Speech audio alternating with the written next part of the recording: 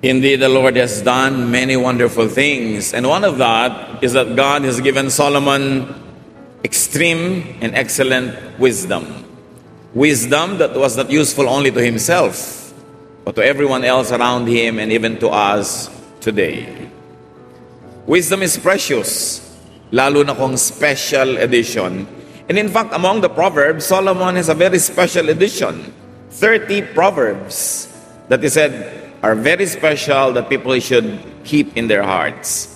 And now we're going to discuss some of them as we have discussed kanina ang first worship service yung iba. At sa susunod na worship service sa Miyerkules, yung pangatlo. This is a 3-part message on the special collection of Solomonic wisdom. Ang pamagat ng pag-aaral natin ngayon, Solomonic Wisdom, Special Edition, actually part 2 of 3 parts. Thank you, Lord, for Solomon's wisdom. Thank you for everyone around him that helped him improve his wisdom. And now we thank you for the privilege of partaking of that wisdom.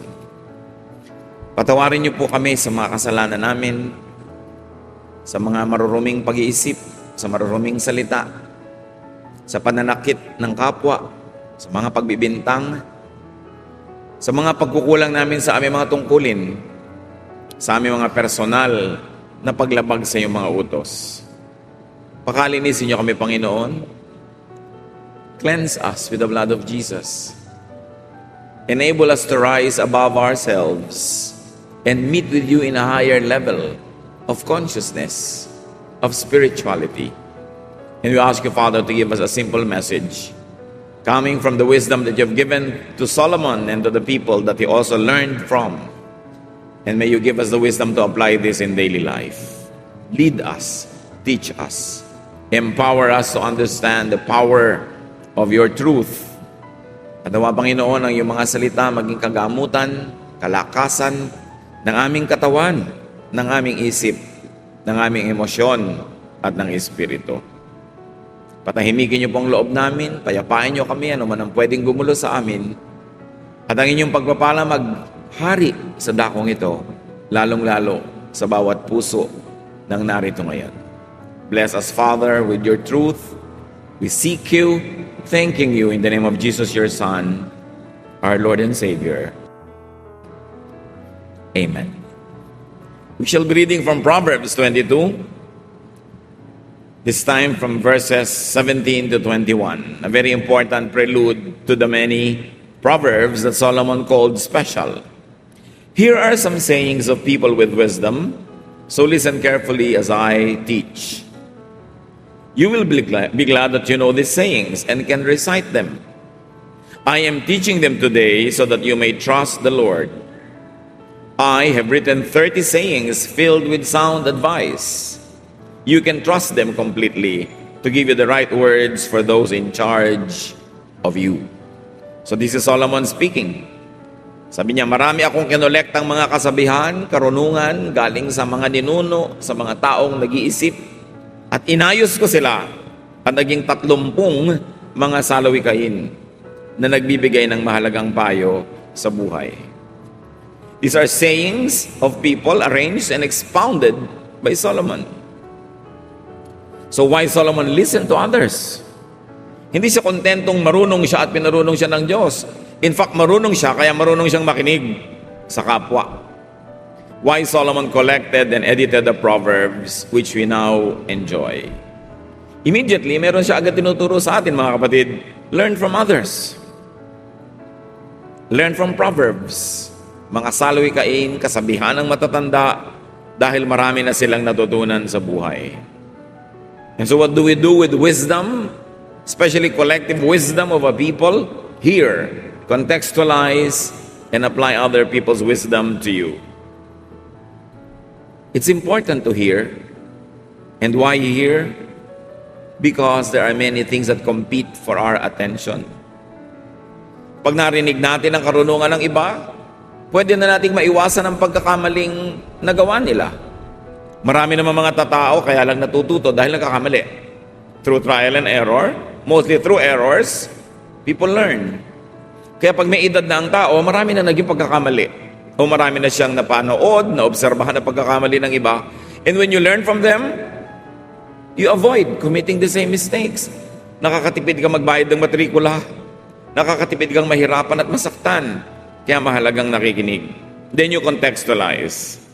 Lalo karunungan ng ibang tao, ibang panahon, ibang lugar, ibang kultura, hindi naman buong-buo mong lululunin at i-apply sa iyong buhay, kailangan ibinabagay mo. Sa iyong buhay, sa iyong kondisyon, sa iyong kalagayan, that's why you put the entire truth in your context. You frame it with your reality, and then you apply it to benefit from it, not to suffer. Meron kasi mga karunungan na pag in-apply mo naman sa buhay mo, nagsasuffer ka, it's disadvantageous to you, then it is a misapplication. Because the words of God are given so that we might be free, we might be happy, fruitful, godly, and comfortable. Then what do you do with what you hear? And contextualize, you apply it.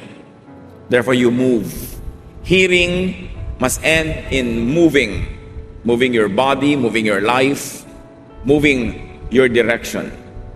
At ang kauna-unahan sa ating ngayong pag-uusapan, Proverbs 23:12, listen to instruction and do your best to learn. Tatanungin mo ba naman si Solomon na marunong kung ano ang dapat mong gawin? Siyempre, ang una niya sabihin sa iyo, learn. Learn always. Hindi tumitigil ng pag-aaral ang tao kahit na natapos na siya ng isang kurso. Ang buong buhay ay isang malaking paaralan. Learning involves effort. Kaya yung mga iba ayaw na mag-aaral. Sabi na, pagod na ako, ayoko na magdala ng notebook ever again or read a book in my life. So para mo na rin sinabing ayoko nang matuto ng iba pang bagay, sapat na sa akin yung natutunan ko noon. Kung binabalak mo pang mabuhay ng mas mahaba beyond today, you must be willing to learn many things. To know and to process knowledge.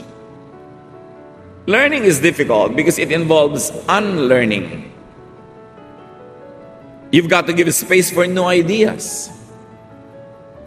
Kaya mga taong sobra lang tradisyonal, sobrang conservative, wala na yung malalamang iba. Kasi ayaw na nilang magbitaw ng mga dating bersyon na alam nila para palitan ito ng mga updated and improved and upgraded versions of the same truth. Nakayakap na lang sila sa nakaraan at ayaw na lang magkaroon ng mga pagbabago. Learning is resisted by some people because it involves adjustment to new realities, to renewed realities. Sometimes from a know-it-all senior high school student, you become a gullible, impressionable freshman college student. Pero kung hindi ka willing tumawid mula dun sa ang galing-galing mo, tatawid ka sa wala ka uling alam para matuto, hindi ka na nga matututo nun when you want to be staying only in your comfort zone. Education, learning is difficult because you have to process things that you have always believed in. Yun pala, bagay lang yun sa dating mong edad, sa dating stage of your development at dating consciousness. Pero ngayon, sabi nga ni Paul, our knowledge is imperfect and our prophecy is imperfect. When the perfect comes, the imperfect will pass away. Sabi niya, when I was a child, I thought like a child. I reasoned like a child. But now that I'm a man, I give up childish ways. So sa pag-aaral din natin, may mga i-give up ka na dati mong alam kasi meron ka na ngayong kakayanan na improvein yung kaalaman na yun. Sa lahat ng bagay, lalo sa pagkakilala sa Diyos. Sa palagay ba natin, 5 years ago, 6 years ago, 10 years ago, kumpletong kilala mo na ang Diyos at hindi ka na willing mag-aral pa? Hindi ka na willing na ma-refine pa yung dati mong alam at ipag-igiitan mo yung noong pa man ay naunawa mo pero ngayon ayaw mo nang bitawan? Hindi matatapos ang pag-aaral. Room for improvement is the biggest room in the world. So immediately we learn something else, that we should go with and go after learners and seekers. Mabuting tayo nakikisalamuha, nakikipagmabutihan sa mga mahilig mag-aaral, sa mahilig magsaliksik, mahilig makipag-usap na nakakapagpatalas ng isip. So isa sa mga mahalagang payo ni Solomon, keep learning. Sa mga bagay na physical, mental, spiritual, social, scientific, keep learning. Habang rumurunong ang tao, mas lumalawak ang isip, nagiging mas mabait. Kakambal ng konting alam ang kakitira ng isip. At kakambal ng kakitira ng isip kung minsan ang kalupitan. Ang kalupitan sa kapwa na hindi mo naiintindihan, i-judge mo agad na mali. Ang problema mo lang pala, makitid lang ang utak mo, hindi kasya yung maraming kaalaman. But because of this narrow-mindedness, you demonize those who are in a higher level of thinking. Kaya pagkamang mga tao, kadalasan, malupit din. Mapanghusga. Kaya dapat aral ng aral. Proverbs 23:13-14. Don't fail to correct your children. You won't kill them by being firm, and it may even save their lives. Huwag na huwag daw pababayaan ang pagtutuwid sa mga bata, lalo sa kanilang mga kalikuan. Correct children. Bakit turo ni Solomon at ang mga matatanda na gumawa ng mga salawikayang inayos niya na dapat laging ituwid ang bata? Because most of the time, liko ang bata kesa tuwid. The tendency for children is to be wrong more than to be right. Proverbs 22:15, all children are foolish, but firm correction will make them change. Hindi mo kailangang turuan ang bata magsinungaling, may iimbento niya yon. Hindi mo siya kailangang turuan maging makasarili, may iimbento niya yon. Hindi mo siya tuturuan manakit ng kapwa bata, mangagaw ng kinakain ng kapwa bata. Likas sa fallen human nature. Kaya habang maaga, itinutuwid agad ang liko. Kesa sa katandaan na, kalakihan yung liko, mahirap nang ituwid. But of course, it must be a correction. Hindi yung hampas ka lang ng hampas, palo ka lang ng palo, nagsasalita ka lang ng masakit. Dahil hindi naman maitutuwid yung ganun, mga pagkakamali ng maling approach. So, correction won't harm children. In fact, non-correction is what could kill them. Pag kulang tayo sa pagtutuwid sa mga bata, maaari ang mga bata lalo pa nga mapahamak. Hindi yung kawawa naman yung bata, ayaw mong turuan, ayaw mong disiplinahin, ayaw mong pagalitan. You must correct children on time. Preferably before an error is committed. Para alam na niya, pag kinocommit niya yun, conscious siya that he is committing an error and therefore malilimitahan ang kanyang paggawa nun. Or if it's already committed, immediately after an offense. Kaya nga ang sabi ng MRTCB, kailangan lagi ang gabay at patnubay ng magulang. Dahil pagka hindi tayo nagbigay ng patnubay, di ba? Programa ay rated PG. Patnubay at gabay ng magulang ay kailangan sa mga batang manonood. O ganon. Sa mga anak, makakapanood ka ng mga hindi totoo. Yung mga lumilipad dyan, hindi totoo yan. Fantasy lang. Makakapanood ka ng mga kalupitan, huwag mong gagayahin. O kaya, huwag mo nalang papanoorin. So, dapat nakabantay ka sa mga bata. Makakakita sila ng eksena ng mga tao sa street. Sinasabi mo agad, nag-editorialize ka na. Anak, huwag mong gagayahin yung kilos na yan. O yung dura ng dura sa kalsada, huwag mong gagayahin yan. Etc. etc. Kailangan ng pagtuturo, pagtutuwid. Kasi halos wala pang laman yung isip ng mga bata. Kung ang mauna doon, mahirap nang tanggalin. Kaya pag may pumapasok na mali, alis na agad dyan, nilalagyan mo. And this is probably one of the very difficult social costs of having so many parents working in places away from their children. Naintindihan natin, kailangan mabuhay, kailangan mag-survive, pero dapat merong kahalili, may mga substitute ang parents, nagtuturo sa mga bata. Mahirap naman kasi magturo. Mas madaling pabayaan na lang. Pero anong sabi ni Balagtas sa Florante at Laura? Sa taguring bunsot, likong pagmamahal, ang isinasama ng batay, nunukal. Ano pa yung nunukal? Bubukal. Yun lang ibig sabihin nun. Naggagaling doon ang kasama ng bata.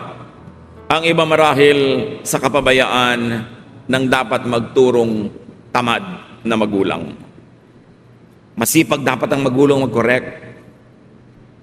Proverbs 23:15-16, my children, if you show good sense, I will be happy. And if you are truthful, I will really be glad. So yun ang itinuturo ng magulang sa anak. Pag gumawa ka anak ng mali, I will be sad. Kung gusto mo lamang maging first honor, nag-cheat ka, I will be sad. I will not be glad na naging honor student ka pero nag-cheat ka. Values. And we should reward children's goodness with recognition, with approval. At the same time, there should be enough punishment for badness para alam ng bata kung saan siya tatayo. Pag kinalakihan na ng bata ang paggawa ng tama, kahit later on, hindi mo na bantayan, hindi mo na laging paalalahanan, likas na sa kanya ang pag-ibig sa tama at pagkamuhi sa mali. Pero pag napabayaan, the first 4 up to 7 years, ang hirap bawiin ang mga maling natutunan niya. Proverbs 23, 17 to 18, pangatlong wisdom ni Solomon sa koleksyon. Don't be jealous of sinners, but always honor the Lord. Then you will truly have hope for the future. Ba't sinabi yan? Kasi maraming taong naiinggit, nananaghili, nagsiselos sa mga masasama. Bakit? Lalo ko yung kasamaan ay nagbibigay ng pera. Kung ang masamang gawa ay nagpapasikat sa tao o nagbibigay sa kanya ng mapagkakakitaan, katanyagan, kapangyarihan, pwedeng mainggit yung taong hindi gumagawa ng masama sa gumagawa ng masama. Lalo't parang may premyo pa ang paggawa ng masama. Pero ang lesson from Solomon, do not envy bad people. Do not envy people who do bad deeds. Though they seem prosperous for a while, though they seem powerful or they seem to be having a good time, they will have their day in God's court. At ang paggawa ng mali, kahit nagkakamal ka ng pera, kahit napakaraming parang benepisyo, may araw din na ito ay itutuwid. Jealousy and envy could lead to sin. What ka sin? The sin of imitation. Pag tinuruan mong sarili mo at hinayaan mong sarili mong naiinggit sa maling gawa ng kapwa, hindi mo mapapansin, mamaya ginagawa mo na rin yun sa kagustuhan mong mapasayo din yung napapasa kanya sa paggawa ng mali. Proverbs 24, 1-2, don't be jealous of crooks or want to be their friends. All they think about and talk about is violence and cruelty. Sa biglang tingin, parang crime pays. Pero no. God is God of justice. Crime will always pay in terms of punishment, but not in terms of rewards. Kung may rewards man, pansamantala lang yan, panandalian. Kaya mga kapatid, kung nakikita nyo na yung gumagawa ng masama, parang umaasenso pa sa paggawa nyo ng mabuti, kayo pa to kumisang hindi napapansin, kayo to hindi umaasenso, do not regret being good. Hindi dapat pagsisihan ang pagiging mabuti dahil para nyo nang sinabing mali ang Diyos. Huwag magsisi. Minsan may ginawa ka ng mabuti, hindi tumanaw ng utang na loob, huwag mo pagsisihan. Diyos ang naglilista ng mga pautang mo at siya ang maniningil para sa iyo o siya ang magpupuno o magbabayad nun. Huwag magsisisi. Ang pinagsisisihan yung paggawa ng masama. Hindi kahit kailanman yung pagtulong, kahit yung tinulungan mo walang kwenta.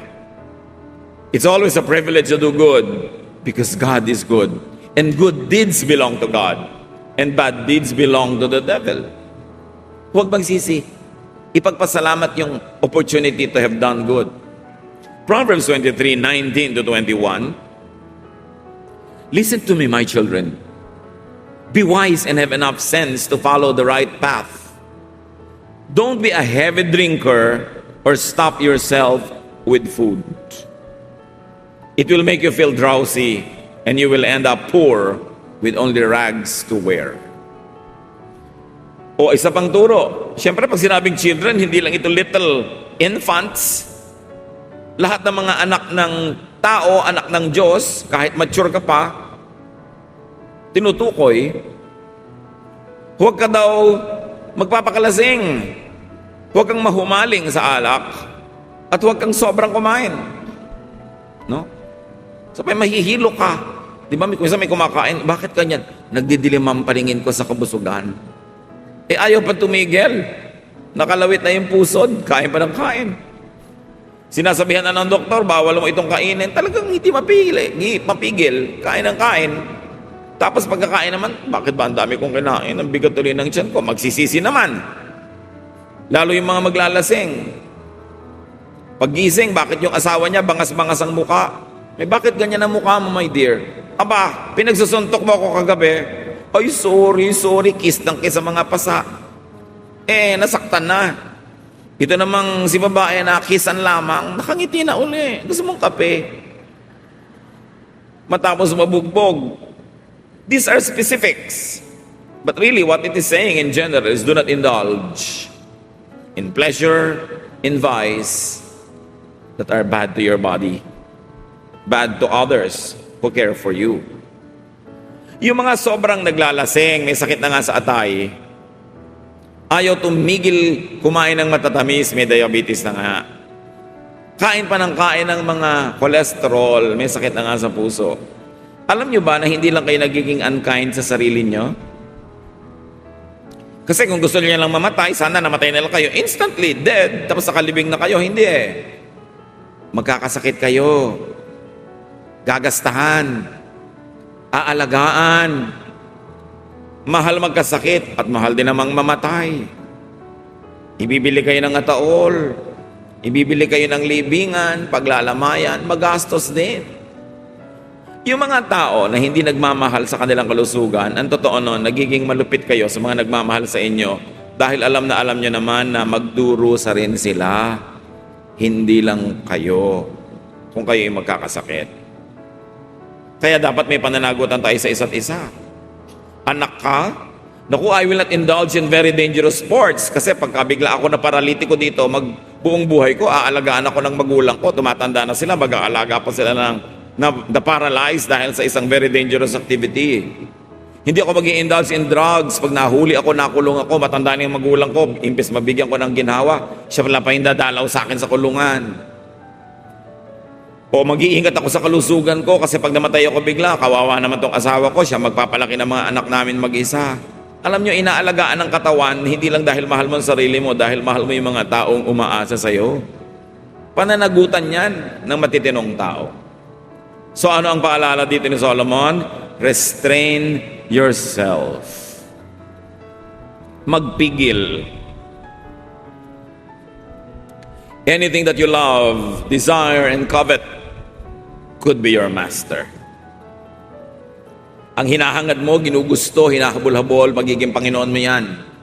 Kaya tiyakin mo unang-una na hindi yan alak, hindi yan drugs, hindi yan nakakasama sa iyong katawan dahil marami rin namang madadamay kung magkasakit ka.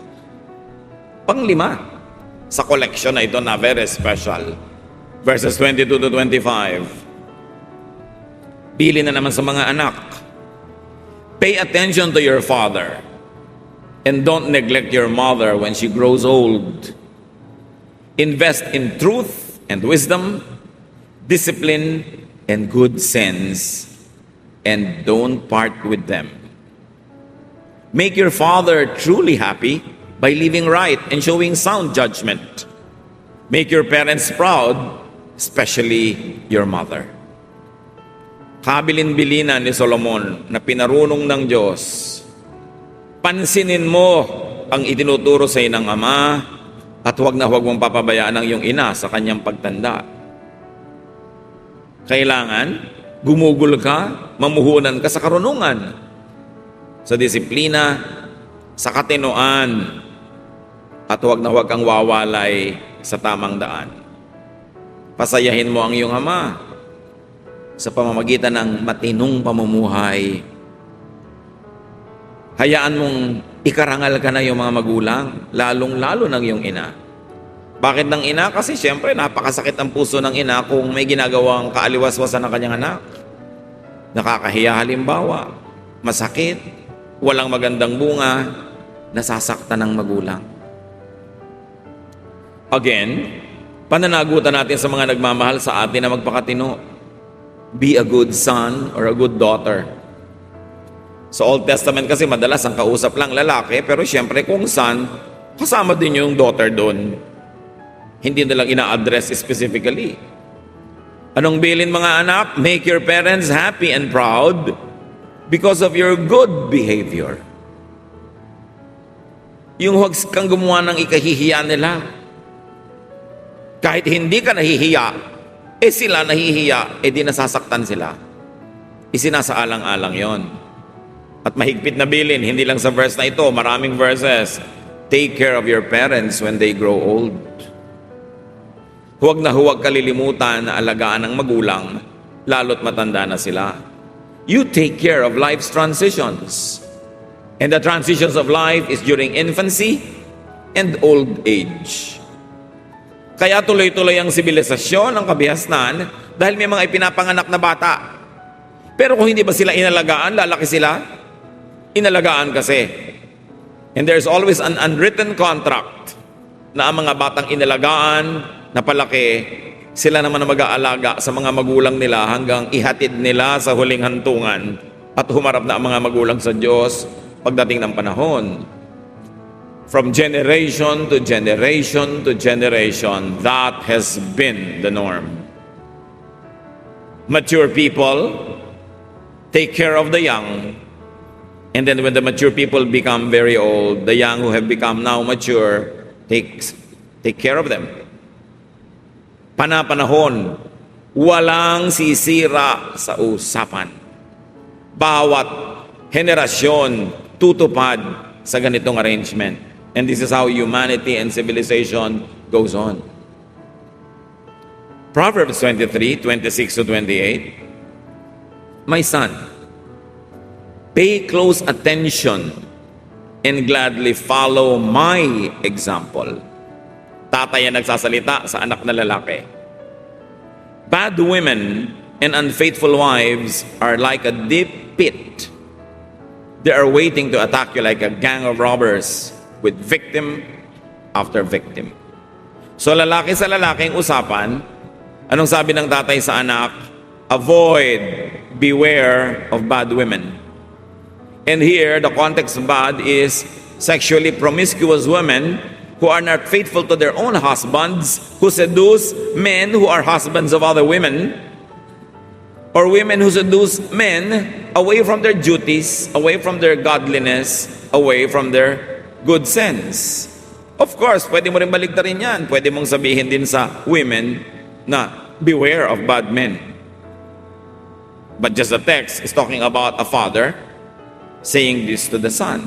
So anong unang-una dito ang leksyon, mga tatay? Be a model father to be able to say this. Tatay, you want to be a good father?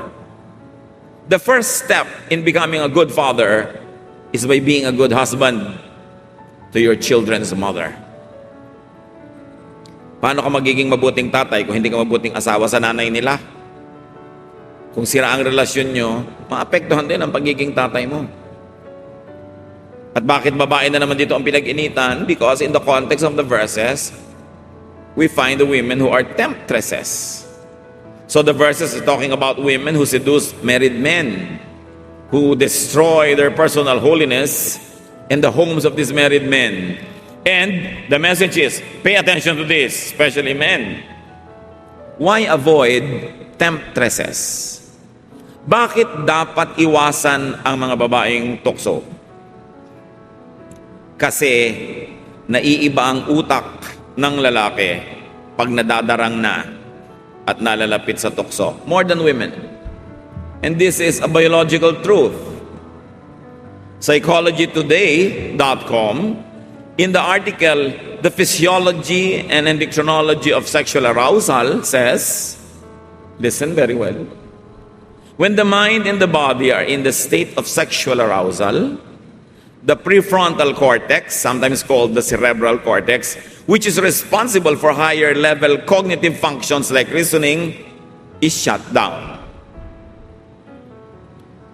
Pagka daw, ang isip ng isang lalaki ay dumating na sa level ng sexual arousal, nagising na ang kanyang damdamin, napukaw na ang kanyang pagnanasa, nagsasara ang cerebral cortex na pinanggagalingan ng katwiran. So yung ako ang iyong konsyensya, sarado. Yung mali ang gagawin mo, magkakasakit ka, sarado yon. Magugulo ang iyong asawa, sarado. Baka mahuli ka, sarado. Pag dumating ka na sa level na natukso ka na, sarado na ang utak. Wala nang gustong gawin kundi ituloy ang nasimulan. And to continue to quote, sexual temptation is not a battle between the pleasure center and the rational part of the mind. The rational part, when the person is already aroused, is already dead. It's not even fighting. So kung tayo'y lumululo ng pagkain at may dalawang tubo na pinupuntahan yung ating lalamunan, isa patungo sa lungs, na hindi dapat pasukan ng pagkain, at isa patungo sa sikmura na dapat puntahan ng pagkain, pag ngumunguya ka na, nalalaman na ng lalamunan mong may lululunin kang pagkain, nagsasara yung glottis, a muscular flap, na sumasara doon sa mga butas patungo sa lungs para yung kinakain mo ay huwag magpunta ron at tumuloy sa sikmura. Pero kung kumakain ka, tawa ka ng tawa, daldal ka ng daldal, nalilito yung lalamunan mo, kaya kung isang paglulun mo, yung kanin tumutuloy sa lungs. Iuubo mo ngayon hanggang lumabas sa yung ilong. Naranasan nyo na yan? Kasi nalilito yung lalamunan. Kaya kung lululon, huwag dumaldal, huwag tumawa ng tumawa dahil may nakakamatay. Ang isang Kennedy namatay sa dining table dahil dyan may nalulon. Hindi lumabas, nag-choke, hindi nakahinga. Eh kung isang hita ng manok yung nilunok nyo, parang talagang hindi kayo makakahinga. Ganon din yung utak. Yung pinanggagalingan ng katwiran, katinuan, kahusayan, karunungan, yung cerebral cortex, pag dumating sa level ang lalaki na natukso na arouse, sarado na yung utak. Pag natukso, nadarang, na-arouse, sarado na yan. Madilim na ang isip. Wala na yung gustong gawin, kundi parausin ang lagnat. Tapusin ang nasimulan na pagnanasa. At pag natapos na lang yon, tsaka uli bumubukas yung utak. So sabihin, ba't ko ba ito nagawa? Magsisisi ngayon. Hanggang sa susunod na panahong matukso ulitan na naman. Kasi sabihin ng asawa, 7 beses mo na akong iniwan. So 7 beses na pala nagsara yung cerebral cortex. Ngayon mga kalalakihan, huwag ang cerebral cortex ang sisihin. Kung sabihin kasi nagsara na yung cerebral cortex ko. Mrs., ano sasabihin nyo? Bakit ka nagpadarang? Hindi pa naman sasara yan kung hindi ka darang eh. Ba't ka lumapit? Ba't ka nagpatukso? Hindi yan sasara mag-isa. Sasara lang pag natukso ka na. So dapat hindi ka nagpapatukso. Kaya ang payo dito sa Proverbs, avoid. Huwag yung lumayo ka kung natukso ka na, yakap-yakap ka na, tsaka ka palalayo. Walang gumaganon. Lumayo ka sa simula. Kaya huwag mong kakantahin yung tukso, layuan mo ako. Ba't ka lalayuan ng tukso? Gusto kang ng kapitan. Ikaw ang lalayo dyan. Anong payo? Lumayo. So pag may nagsasabing natukso kasi ako, nagkamali ako, kasi lumapit ka. Kasi hinayaan mong matukso ka. Beyond the power of your mind. It is important to understand that. Kahit yung mga ganyan, yung mga mechanics, hindi in-explain sa atin ng Proverbs, alam nila yung methodology of temptation. Kaya kailangan, huwag lalapit kahit sa simula pa lang. Pag may nakita ka nakabukas sa pinto at may nakalabas na tuhod at kakaway-kaway, isara mo yung pinto, ipitin mo ang tuhod. Hindi sisilipin mo kung sino yung nasa loob, mamaya papasok ka na, tuloy-tuloy na yun. Proverbs 23, 29 to 35, who is always in trouble? Who argues and fights? Who has cuts and bruises? Whose eyes are red? Everyone who stays up late just having one more drink. Don't even look at what that colorful stuff bubbling up in the glass. It goes down so easily, but later it bites like a poisonous snake. You will see weird things and your mind will play tricks on you. You will feel tossed about like someone trying to sleep on a ship in a storm. You will be bruised all over without even remembering how it all happened. And you will lie awake asking, when will morning come so I can drink some more? Ano ang babala dito ni Solomon? Sino daw ba yung nasusugatan, nahihilo, naglalaro ang guni-guni? E di yung mga naglalasing. Sinong napapahamak? Yung nagkakanda puyat-puyat para just one more shot, one more drink.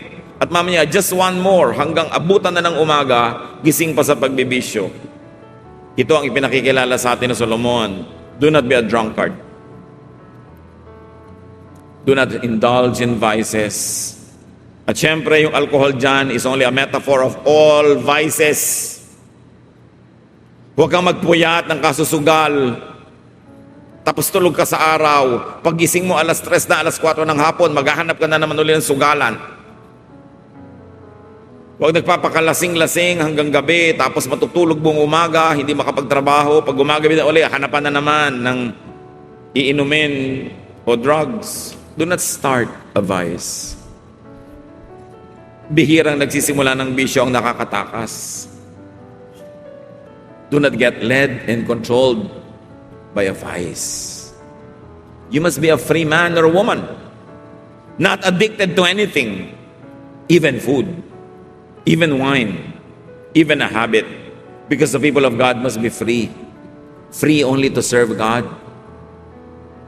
So because of his vice, a man demeans and hurts and destroys himself and his loved ones as well. Nakakakita ka na ang titinong mga tao pag nalasing na, mukhang basura, mukhang basahan. Mga matitinong mga babae na ngayong nagkanda talo sa kasino ay mukha ng basahan. Dapat hindi ganun. Huwag magpapaalipin.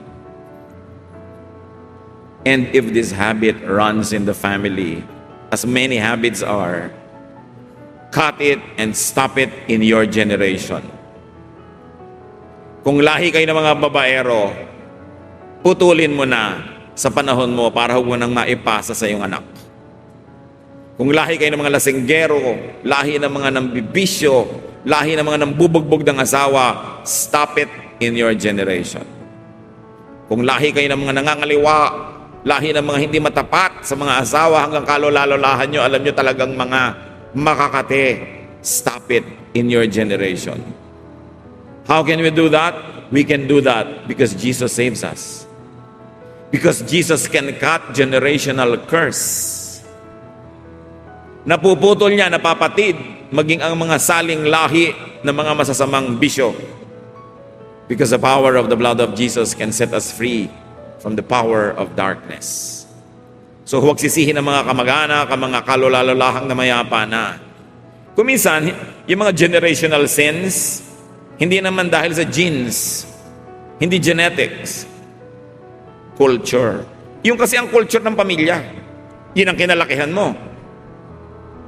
Pag hindi ka conscious, yun din ang paraan ng pagpapalaki mo sa anak mo.